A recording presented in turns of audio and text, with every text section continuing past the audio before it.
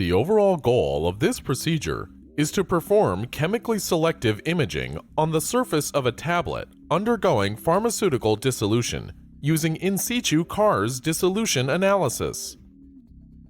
This is accomplished by first tuning the CARS laser system to a frequency selective for the chemical of interest in the tablet and setting up the UV absorption spectrometer to record spectra.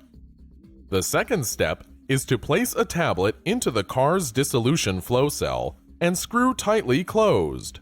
Next, the CARS dissolution flow cell is placed on the microscope stage, and piping connects it to the pump and dissolution medium.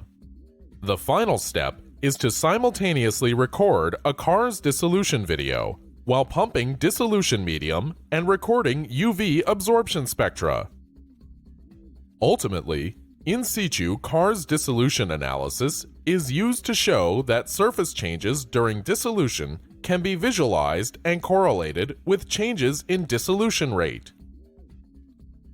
The main advantage of this technique over existing techniques such as pharmacopoeial dissolution methods is that in situ CARS dissolution analysis provides in-depth information about the surface of a tablet, which can change during dissolution.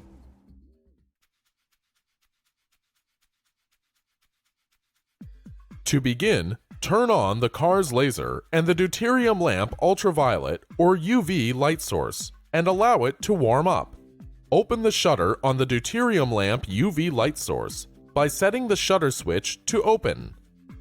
Next, turn on the microscope control PC and open the microscope control software.